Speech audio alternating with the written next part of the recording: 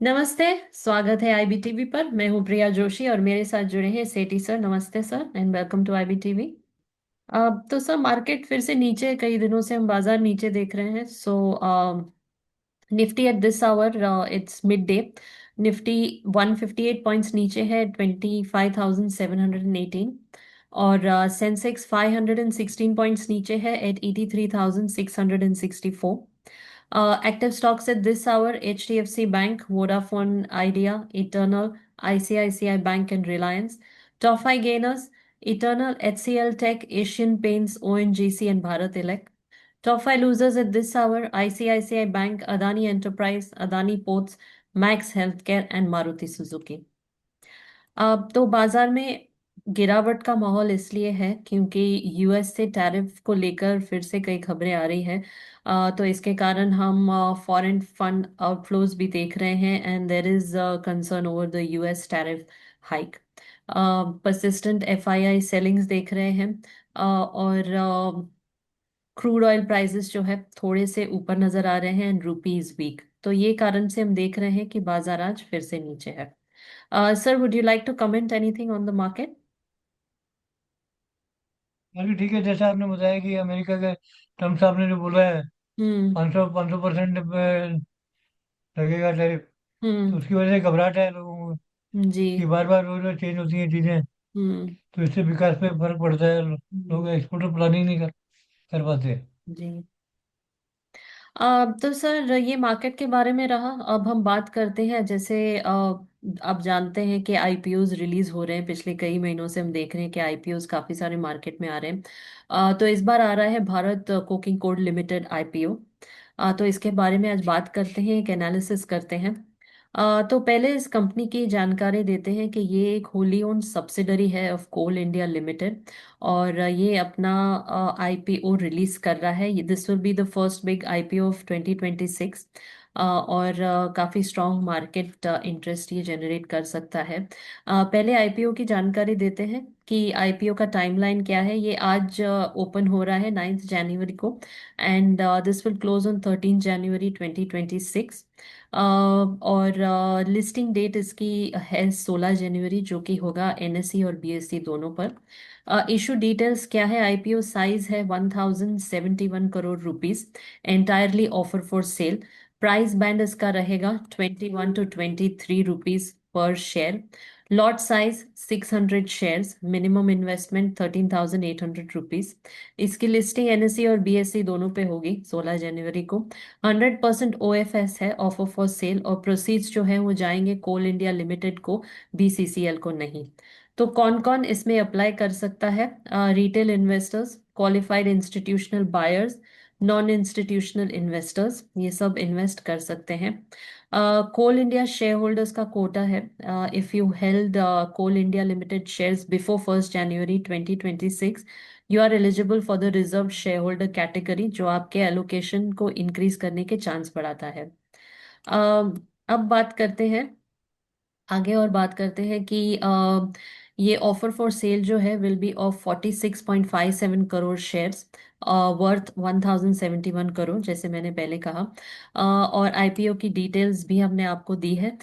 इसके book running lead managers, बीआरएलएम, यानी कि लीड इन्वेस्टमेंट बैंक, जो इसे मैनेज करेगी इस आईपीओ को, और इसे कलेक्ट करेगी, इसका रिकॉर्ड करेगी इन्वेस्टर बुक में, वो रहेगी ICICI Securities and IDBI Capital Market. IDBI Capital Market and Securities with KFin Technologies जो है वो रजिस्ट्रार रहेंगे। ओएफएस जो है ये 100% जाएगा to Coal India. Grey market premium की बात करें तो as of 8 January 2026, the GPM यानी ग्रे मार्केट प्रीमियम जो है ये 9.25 रुपीज टू 11.5 रुपीज है। तो इसकी लिस्ट प्राइस को वो इम्प्लाई करता है तो 32.25 to 34.5, यानी 40 से 50% premium over rupees 23 upper hand. GMP जो है ये रिफ्लेक्ट करता है अनऑफिशियल सेंटिमेंट को, but remains volatile and not guaranteed.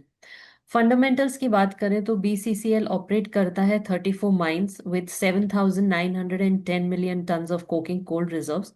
Hold करता है 58.5% domestic market share, mainly supply करता है स्टील एंड पावर सेक्टर को। FY 25 फाइनेंशियल्स इसका रेवेन्यू दिखाते हैं 14,402 crore, which is up from 13,019 crore in FY 23। इनका पैट जो है, profit after tax, is 1,240 crore. इसका ROE 20.83% है, ROCE 30.13% है, जीरो डेट है, और इसका EPS 2.66 रुपीज है। पोस्ट IPO PE जो है ये 43 होगा। प्रोडक्शन जो है इनका बड़ा है 40.50 million tons in FY 25, supported by washeries and MDO models. Revenue का इनका जो एनालिसिस करें पिछले 3 सालों का, तो FY 23 में इनका रेवेन्यू था 13,019 rupees, 19 crore rupees. Profit after tax 665 rupees रहा, 665 करोड़ रुपीज। EBITDA मार्जिन इनका 7% दिखा रहा है। नेक्स्ट ईयर की बात करें यानी FY 24, तो इनका रेवेन्यू 14,653 करोड़ रुपीज रहा। पैट उनका डबल हो गया, 1,564 करोड़ रुपीज, और EBITDA मार्जिन 17% हो गया। FY 25 में 14,402 करोड़ रुपीज इनका रेवेन्यू रहा। प्रॉफिट आफ्टर टैक्स 1,240, और इनका EBITDA मार्जिन 16% रहा। अब इनका स्वॉट एनालिसिस करते हैं। इनके स्ट्रेंथ्स जो हैं, it is dominant 58.5% market share, इनके रिजर्व्स काफी वास्ट हैं, डेट फ्री स्टेटस है इनका, और गवर्नमेंट बैकिंग है वाया कोल इंडिया। वीकनेस है कि इनकंसिस्टेंट प्रॉफिट्स रहे हैं, rising debtor days 39 to 48 days दिखा रहा है, इंफ्रास्ट्रक्चर में एजिंग दिखा रहा है, high ash content and reliance on non core other income. Opportunities की बात करें तो स्टील डिमांड में ग्रोथ नजर आ रही है, माइंस जो हैं वो फिर से खुल रहे हैं, वॉशरी एक्सपेंशन है, इंपोर्ट सब्स्टिट्यूशन है, और सोलार मोनेटाइजेशन कर रहे हैं।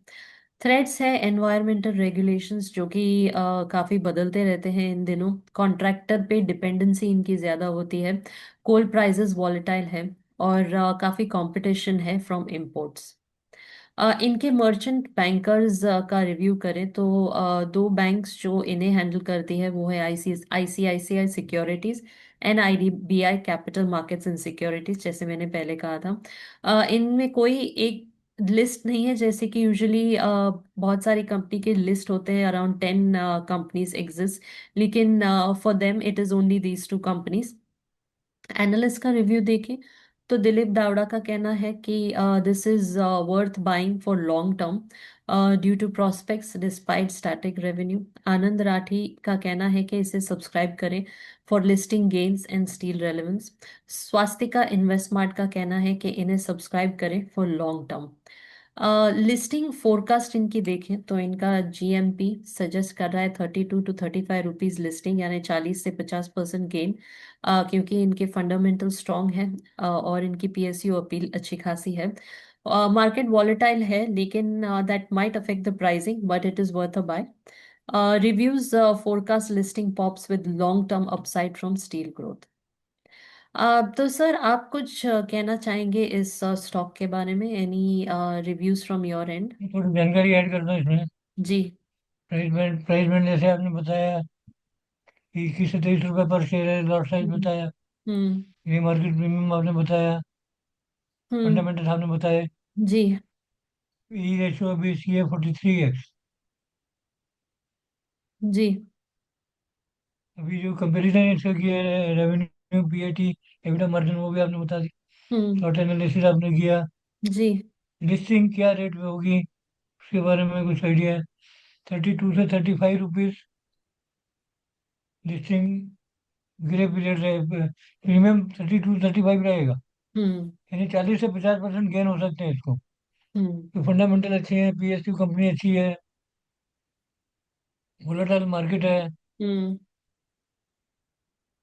लॉन्ग टर्म साइड के लिए स्टील ग्रोथ अच्छा है, हम्म। तो इसके प्रोडक्ट और सर्विस अच्छी है, तो इसका फायदा ले सकते हैं। हम्म। अभी FY 25 भी अर्निंग है, PES 8.6। हम्म। तो कोल इंडिया और ग्लोबल जो कोल पियर्स हैं हम्म। उनके सामने कंपेरेबल है। हम्म। वॉरियर मेट है, कोल एंड अल्फा मेटलर्जिकल रिसोर्सेज है। तो कोई डायरेक्ट लिस्टेड कंपनी नहीं है इंडियन कुकिंग ऑयल में। हाँ। अभी जो कंपनियों का टेबल दिया है हम्म। ये है बीसीसीएल। इसकी P 8.6, EV EBITDA 41.5, hmm. Market cap 4,500।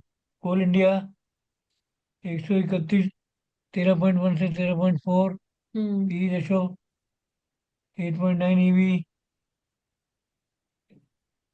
2,62,000 market cap. Hmm. ये मार्केट कैप कोल इंडिया का सबसे ज्यादा है। Hmm. Parent higher due to scale dividend, अच्छा डिविडेंड देती है कंपनी। हम्म। एनएलसी इंडिया है कंपनी, वो 13.2 है उसकी पी रेशो, 35,000 इसका मार्केट कैप है। और थर्मल फोकस है, सिमिलर पीएससी वैल्यूएशन है। उसके बाद वॉरियर मेट कोल है, इसका पी रेशो 19.4 है। हम्म। इसका ये अवेलेबल नहीं है दूसरी जानकारी। हम्म। प्योर प्ले मेट कोल प्रीमियम मल्टीपल, इसके बाद है अल्फा मेट रिसोर्सेज। जी। इसकी पी रेशो 14.9 है। हम्म। और ये मेट कोल वोलेटाइल मेट कोल बनाता है। हम्म। बीसीएसएल की लोअर मल्टीपल्स का कारण क्या है, इसकी पी रेशो कम क्यों है? उसका कारण ये है कि इसकी प्रॉफिट कंसिस्टेंट नहीं रहे, हम्म। तो उसको शेयर होल्डर इतना पैसा नहीं देना चाहते। हम्म। और बीसीसीएल को बेनिफिट क्या है, डोमेस्टिक मोनोपोली है इसकी। हम्म। 58% शेयर है लोकल मार्केट में इसका। और 24 में इसकी अर्निंग से पीक प्राइस, पीक अर्निंग्स इन्होंने अचीव की थी। हम्म। कहते हैं अगर ये 24 वाली अर्निंग फिर अचीव करेगा तो इसका भाव काफी बढ़ जाएगा। हम्म। तो इसमें पोटेंशियल है, कैपेसिटी है, और बढ़ सकता है। Hmm. Listed peer market caps और ईवीज में कोई pure play Indian cooking oil competitor नहीं है। हम्म। ग्लोबल है, मेटलर्जिकल कोल फर्म्स, उसे एडिशनल बेंचमार्क्स हैं।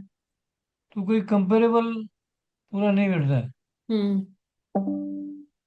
बीसीएसएल BCCL is the model size reflects its subsidiary status and coking coal is trading at a discount to peers due to earning volatility.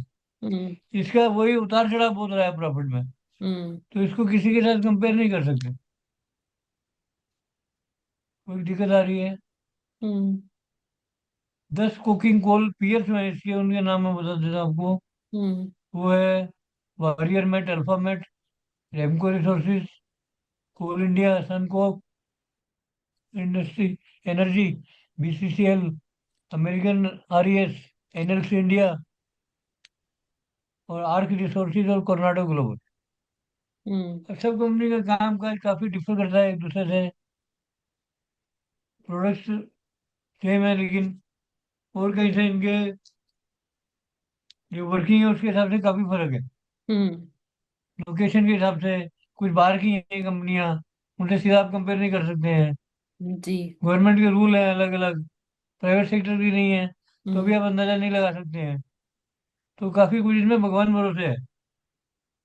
पर सवाल ये है कि प्रॉफिट अच्छे कर रही है तो थोड़ा कंट्रोल हो जाएगा शेयर होल्डरों का, हम्म। इनकी जवाबदेही हो जाएगी, तो कंपनी सुधर जाएगी।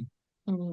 और जो इनके पास प्रोडक्ट जो प्रीमियम प्रोडक्ट है, 58% मार्केट है, तो ये सब चीजें देखते हो मतलब नुकसान तो नहीं होगा इस शेयर में। हम्म। बाकी अगर कंपनी अच्छा काम करती है तो इससे लोगों को फायदा ही होगा। हम्म। तो थोड़ी मात्रा में अपनी कंसल्टेंसी सलाह करके पैसा डाल सकते हैं। जी। जैसे हम हमेशा कहते इन्वेस्ट हैं करते कि हमारी तरफ से ये जानकारी आती है, हम एनालिसिस करके देते हैं, लेकिन जब इन्वेस्टमेंट करते हैं तो अपनी तरफ से खुद एक एनालिसिस बहुत ज़रूरी होता है, और एक्सपर्ट एडवाइस की ज़रूरत पड़े तो वो लेकर फिर इन्वेस्ट कीजिए। तो sir, thank you so much for joining us today. I hope कि ये जानकारी दर्शकों को पसंद आई होगी, and if you have liked it, please like our show and subscribe to our channel and do share it with your like ones. Sir, thank you so much for joining us today. आपको next week मिलते हैं एक अलग विषय के साथ। Thank you sir, नमस्ते। ठीक है, नमस्कार।